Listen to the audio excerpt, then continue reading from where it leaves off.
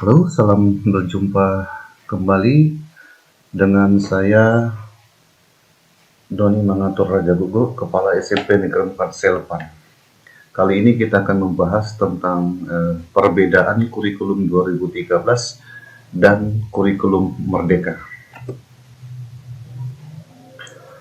Kita mulai dari kerangka dasarnya. Sebenarnya Bapak dan Ibu, pada materi ini saya mengambilnya dari websitenya kurikulum Kemendikbud.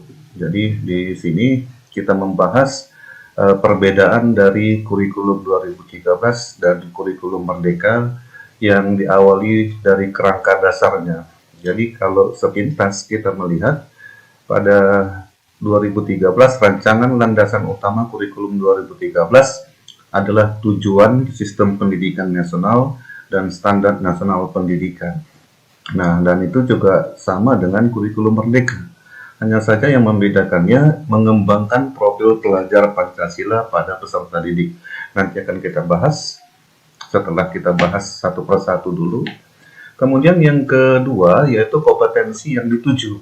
Nah, pada kurikulum 2013, kompetensi dasar KD yang berupa lingkup dan urutan skop dan sequence yang dikelompokkan pada 4 kompetensi inti atau KI, yaitu sikap spiritual, sikap sosial, pengetahuan, dan keterampilan.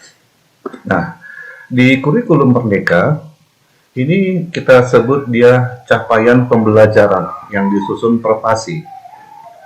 Nah, jadi apa itu capaian pembelajaran juga nanti akan kita bahas pada akhir sesi dari perbedaan yang kita tampilkan nanti. Kemudian di kurikulum Merdeka, capaian pembelajaran dinyatakan dalam paragraf yang merangkai pengetahuan, sikap dan keterampilan untuk mencapai, menguatkan dan meningkatkan kompetensi.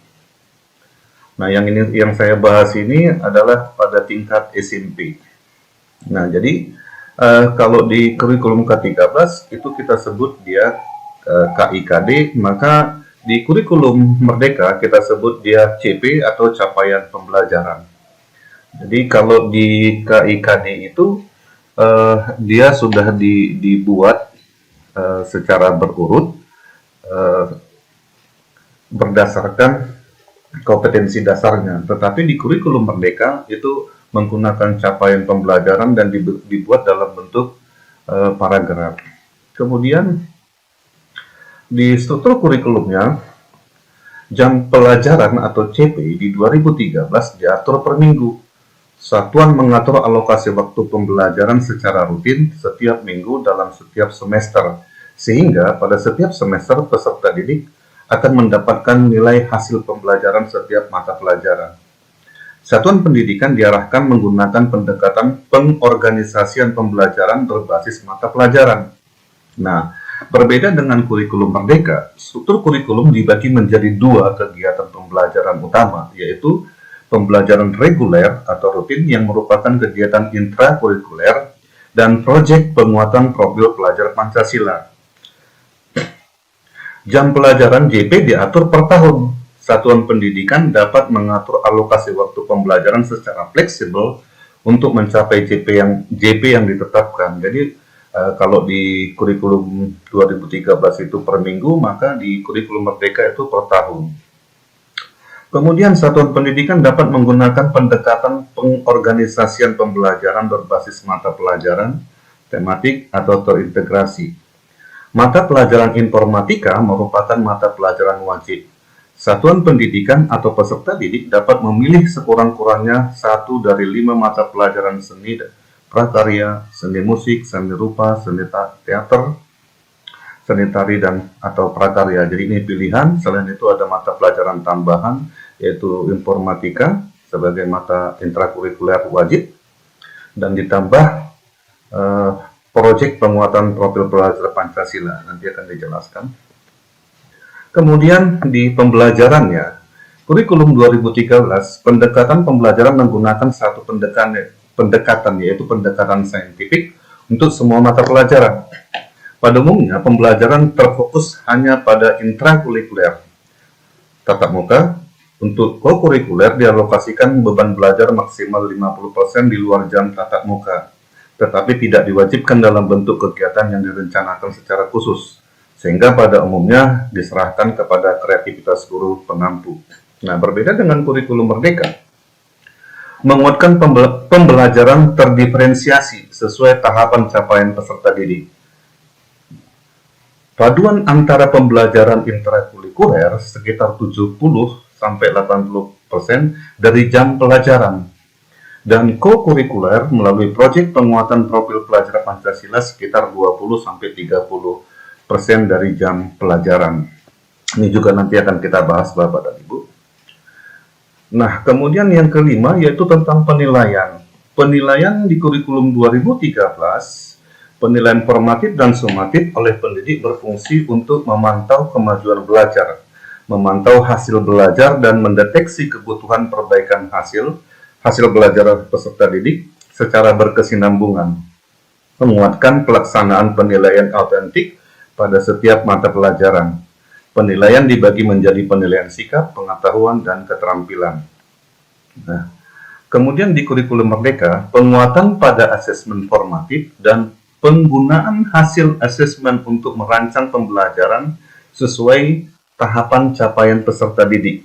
Nah, jadi selain itu juga ada penilaian seperti misalnya sebelum pembelajaran, asesmen diagnostik non-kognitif dan asesmen kognitif. Kemudian menguatkan pelaksanaan penilaian autentik terutama dalam proyek penguatan profil pelajar Pancasila. Jadi ada dua, ada yang intrakurikuler dan ada yang co-kurikuler, yaitu proyek penguatan profil pelajar Pancasila. Tidak ada pemisahan antara penilaian sikap, pengetahuan, dan keterampilan di kurikulum merdeka. Jadi agak berbeda dengan kurikulum 2013. Selanjutnya yang ke-6, perangkat ajar yang disediakan pemerintah, buku teks dan buku non-teks di 2013. Sebenarnya di kurikulum merdeka, buku teks dan buku non-teks, contoh-contoh modul ajar, alur tujuan pembelajaran, contoh proyek, penguatan profil pelajar Pancasila, contoh kurikulum operasional satuan pendidikan disediakan di platform Merdeka Mengajar. Nanti juga akan kita bahas. Kemudian yang terakhir yaitu perangkat kurikulum. Nah, di 2013 disediakan pedoman implementasi kurikulum, panduan penilaian dan panduan pembelajaran setiap jenjang. Pada kurikulum merdeka, panduan pembelajaran dan asesmen, panduan pengembangan kurikulum operasional sekolah, panduan pengembangan proyek penguatan profil pelajar Pancasila, panduan pelaksanaan pendidikan inklusif, panduan penyusunan program pembelajaran individual, modul layanan bimbingan konseling disediakan di websitenya kurikulum GTK Kemendikbud.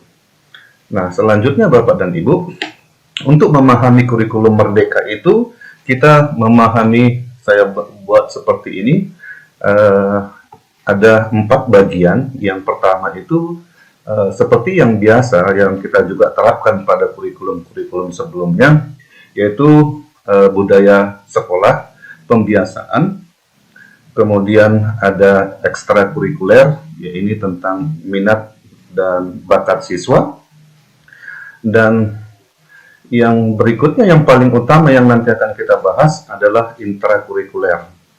Nah, untuk memahami ini seluruhnya Bapak dan Ibu, kalau melihat gambar ini, kalau dilihat yang paling tengah itu profil pelajar Pancasila itu terintegrasi dengan yang seluruh bagian yang ada di dalam lingkaran, baik itu budaya positif sekolah, kemudian ekstrakurikuler, intrakurikuler, dan dikuatkan pada proyek penguatan profil pelajar Pancasila.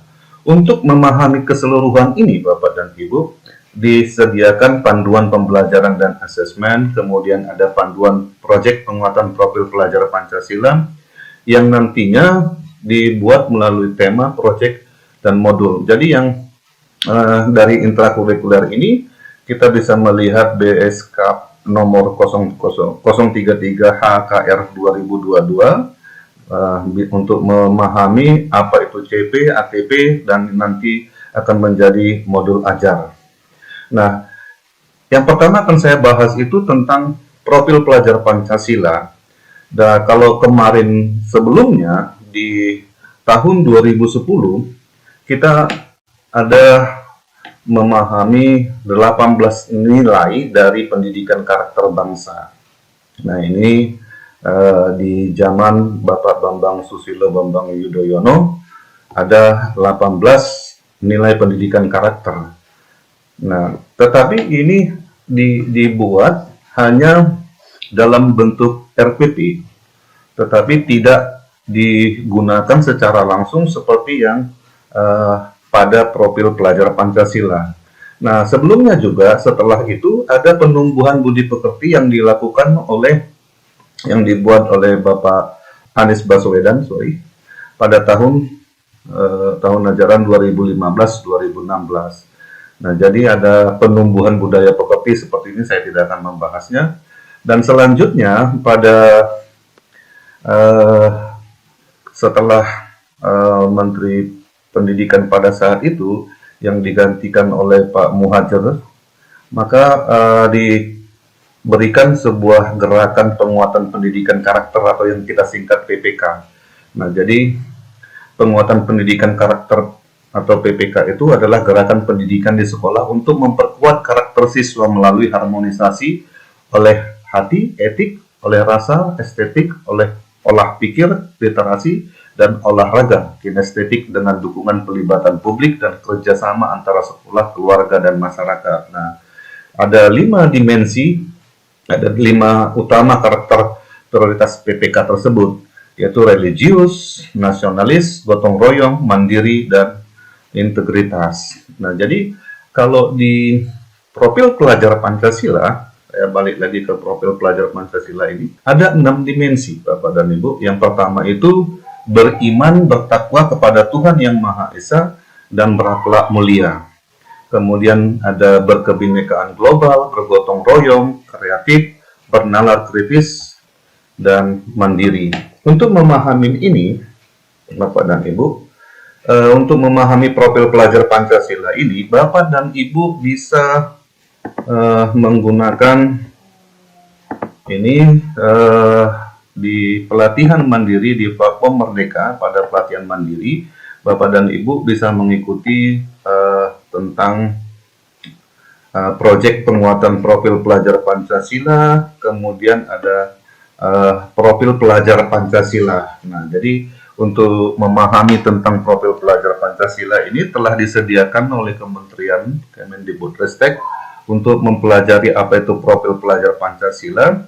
Kemudian kalau Bapak dan Ibu perhatikan di slide berikutnya, apa itu profil pelajar Pancasila? Apa itu profil pelajar Pancasila? Yaitu pelajar Indonesia merupakan pelajar sepanjang hayat yang kompeten, berkarakter, dan berperilaku sesuai nilai-nilai Pancasila. Jadi ada 6 dimensi seperti yang tadi saya katakan: beriman, bertakwa kepada Tuhan Yang Maha Esa, dan berakhlak mulia. Ada berkebinekaan global, bergotong royong, kreatif, bernalar kritis, dan mandiri. Ke-6 dimensi tersebut perlu dilihat secara utuh sebagai satu kesatuan agar setiap individu dapat menjadi pembelajar sepanjang hayat yang kompeten, berkarakter, dan berperilaku sesuai nilai-nilai Pancasila. Kemudian berdasarkan Kemendikbudristek nomor 262M tahun 2022, proyek penguatan profil pelajar Pancasila merupakan kegiatan co-kurikuler berbasis proyek yang dirancang untuk menguatkan pencapaian kompetensi karakter sesuai dengan profil pelajar Pancasila yang disusun berdasarkan standar kompetensi lulusan. Pelaksanaan proyek profil pelajar Pancasila dilakukan secara fleksibel dari segi muatan, kegiatan, dan waktu pelaksanaan. Nah, jadi proyek penguatan profil pelajar Pancasila ini itu berbeda dengan intrakurikuler.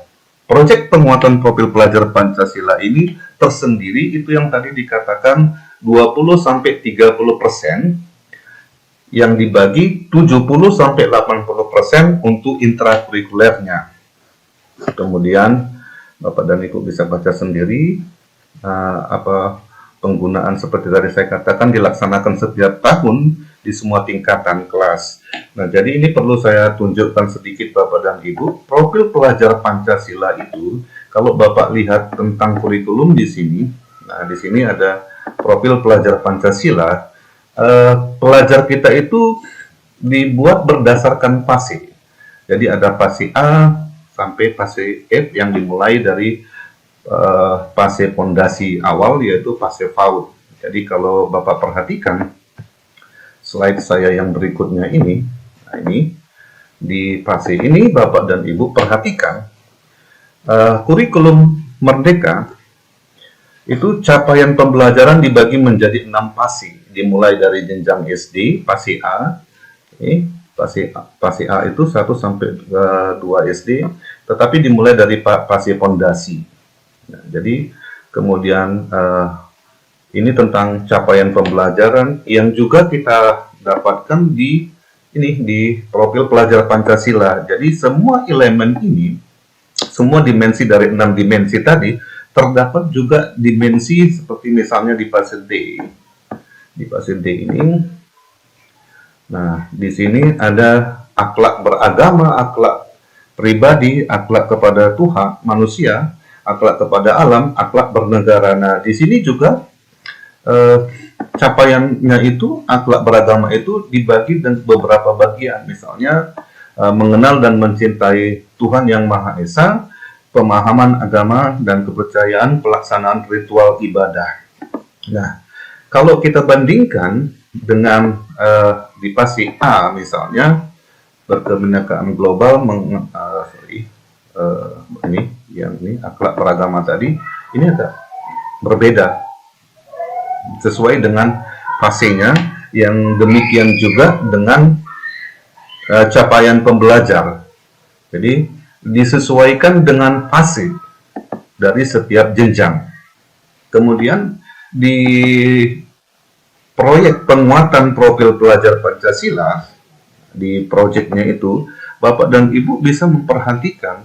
Nah, di sini kalau tadi seperti saya katakan mau belajar tentang proyeknya, di sini sudah diberikan pelatihan apa itu proyek dan profil pelajar Pancasila. Nah, jadi di sini kita singkat dia P5. Kemudian Bapak dan Ibu, profil pelajar Pancasila itu, proyek penguatan profil pelajar Pancasila itu dibagi dengan 7 tema. Jadi kalau Bapak dan Ibu lihat di sini ada modul kelas 7 SMP. Nah, di sini ada modulnya, yaitu tema yang kita inginkan: gaya hidup berkelanjutan, kearifan lokal, Bhinneka Tunggal Ika, bangunlah jiwa raganya, suara demokrasi, berrekayasa dan berteknologi untuk membangun NKRI, kewirausahaan. Ini adalah tema yang disediakan untuk P5 atau proyek penguatan profil pelajar Pancasila yang tadi 20-30%. Jadi kembali lagi seperti yang saya katakan sebelumnya, bahwasannya ini, nah, jadi yang ada proyek, ada intrakurikuler ini yang 70-80%. Nah, yang P5 ini adalah proyek penguatan profil pelajar Pancasila. Bagaimana menerapkan profil pelajar Pancasila itu tadi menjadi sebuah proyek dengan tema-tema yang telah ditentukan oleh kementerian, kemudian membuat proyeknya itu dengan beberapa langkah-langkah yang perlu dilakukan dalam membuat modul proyek yang tadi. Tetapi Bapak dan Ibu bisa mempelajarinya dari platform Merdeka Mengajar tadi pada modul P3 dan P5 untuk memahami P5 ini tadi. Nah, jadi yang seperti tadi kembali saya katakan bahwa ada 4 komponen budaya sekolah dan ekstrakurikuler, tetapi yang paling yang perlu saya tekankan adalah intrakurikulernya dan P5-nya tadi, proyek penguatan profil pelajar Pancasila. Nah, saya lanjut dulu Bapak dan Ibu. Nah, tema-temanya itu tadi seperti misalnya kearifan lokal, rekayasa dan teknologi, Bhinneka Tunggal Ika dan seterusnya ini nanti sekolah yang akan menentukan topiknya. Di topik itu disesuaikan dengan keadaan atau lingkungan sekolah dan kesepakatan dari Bapak Ibu guru untuk menentukan tema dan topik yang akan digunakan. Nah, di sini dia alur proyeknya Bapak dan Ibu. Alur perencanaan proyek yang pertama itu membentuk tim fasilitatornya tadi, kemudian mengidentifikasi tingkat kesiapan satuan, kemudian merancang dimensi tema dan alokasi waktu proyek, penguatan profil pelajar Pancasila, menyusun modul proyek, kemudian merancang strategi pelaporan hasil proyeknya tadi. Jadi ini tersendiri, berdiri sendiri, dan tidak ada kaitannya dengan yang 70% yaitu intrakurikuler, yaitu bidang studi yang digunakan seperti biasa.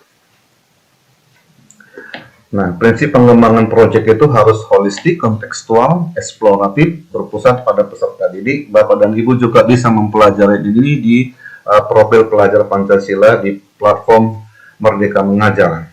Nah, kemudian yang membuat berbeda dengan kurikulum ke-13 adalah CP atau capaian pembelajaran, yang merupakan kompetensi dan karakter yang ingin dicapai setelah penyelesaian pembelajaran dalam kurun waktu tertentu.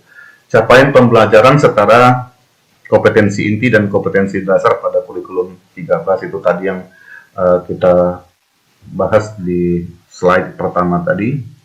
Kemudian kurikulum Merdeka mengusung konsep Merdeka Belajar, sehingga pembelajaran pun disusun dengan memperhatikan tahapan-tahapan perkembangan murid sesuai usianya. Ini yang kita sebut dia dengan fase-fase. Kemudian CP dirancang berdasarkan fase, bukan per tahun. Satu fase memiliki rentang waktu sampai 1 sampai 3 tahun. Nah, jadi di fase D itu kelas 7, 8, 9 itu 3 tahun.